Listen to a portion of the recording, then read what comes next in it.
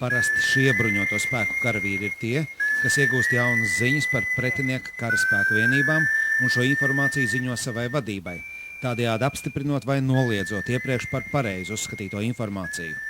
Šīs vienības karavīri parasti ir labāk morāli un fiziski sagatavoti par kājnieku vienības karavīriem, un viņiem ir daudz speciālas zināšanas un iemaņas, kas nav vajadzīgas un tādēļ arī nav citiem kājnieku vienību karavīriem.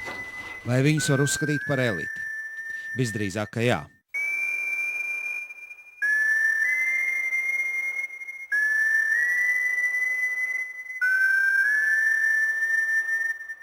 Izpildot izlūku uzdevumus, faktiski nedrīkst būt tāds uzdevums, ko karavīrs nav gatavs izpildīt. Vienalga, viņš ir vai nav apmācīts. Līdz ar to tas prasa no viņa koncentrēšanos, labas domāšanas spējas uz nogurumu, stresa fona, pārliecību par saviem spēkiem. Šiem karavīriem jāprot visdažādākajā veidā iekļūt pretinieku kontrolētajā teritorijā, izmantojot tos līdzekļus, kas ir viņa rīcībā. Tie var būt gaisa, ūdens vai sauszemes ceļi. Tajā pašā laikā neuzrādot sevi, saglabājot slepenību un neļaujot pretinieku vienībām sevi pamanīt. Tad jau veicot izlūkošanas apmācību, klāt nāk dažas citas iemaņas, kas ir saistīts ar dokumentu sagatavošanu, ar dažādu specifisku zīmējumu veidošanu, attēlu interpretēšanu. Tajā laikā, kad filmējām šo sižetu, bija iespēja arī parunāt ar izlūkiem. Viņi nav daudz ko runīgi par savu dienestu, bet tomēr saruna par to, kāpēc viņi ir izlūkvadā, uzsākām. Pirmais un pats galvenais ir tas, kad gribējās kaut ko jaunu, un otrais ir tas, kādu bāzē nekā labāk nav. Vislabākais tas ir kolektīvs, ar ko strādāju, jo tas vairāk kā ģimenistiskas attiecības starp cilvēkiem, kā tāda karavīru brālība un tālāk.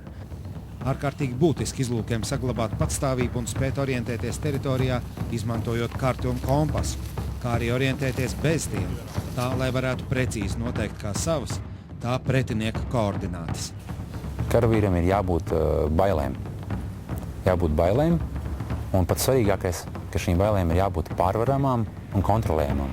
Jo karavīrs, kurš nebaidās, viņš ir pašnāvnieks un arī viss savus biedrus dzen postā. Baiļu pārvarēšanu to sauc par drošsirdību, par drosmi. Jāprot pārvarēt kā dabīgie tā mākslīgie šķēršļi, kā dabā tā pilsētvidē, un jāprot izmantot alpīnismu iemaņas, kā arī peldēt. Tad karavīram jābūt ir motivātam, jo daudzos gadījumos uzdevums var būt neskaidrs, uzdevums var būt grūti izpildāms, un daudzreiz sanāk darīt darbu caur pildīt neiespējamo misiju. Jāprot ilglaicīgi dzīvot bez palīdzības un atbalsta no pamatvienības un apkārtnes iedzīvotājiem. Jāpārzina ekstrēmā medicīna, jābūt sagatavotiem ilglaicīgiem forsētiem pārgājieniem, jāpārzina ieroči, tajā skaitā arī pretinieka rīcībā esošie, un jāprot tulcīņas elementi, kas var tikt izmantot kaujā vai sagūstot pretinieka karavīrus. Kādām īpašībām ir jābūt tam cilvēkam, kurš ir izlūks? Noteikti cilvēkam, kas var strādāt komandā un ar mērķi sasniegt jauns mērķis, iemācīties kaut ko jaunu visu laiku. Drosme. Viennozīmīgi. Jā. Prāts. Obligāti jābūt labai fiziskai formai cilvēkam un domāšanai. Bez domāšanas te nekas nenotiek. Izlūkiem ir jābūt daudzām dažādām profesionālām iemaņām. Jāprot noteikti novērotā karaspēka valsts piederību un izmantoto militāro tehniku. Jāzina svešvalodas. Jāprot izmantot visdažādākie sakaru līdzekļi, lai pārraidītu izlūkošanas laikā iegūto informāciju. Izlūku darbā tu nekad nevarēsi pamatoties uz kādu no reglamentiem, vai tas būtu ierīnas reglaments, iekārtas reglaments vai taktiskais reglaments. Un šī taktiskā reglamenta interpretācijas un tavu spēju pielāgoties situācijai, kas mainās strauji, spēja savu pieredzi un zināšanas likt lietā katrā jaunā situācijā un par katru cenu izpildīt uzdevumu. Tas laikam ir pats grūtākais.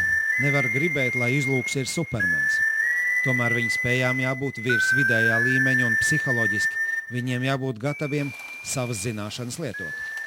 Izlūku specialitāte paredz, ka vienam cilvēkam ir daudzas iemaņas, lai nepieciešamības gadījumā varētu darboties autonomi vai aizvietot vienam otru.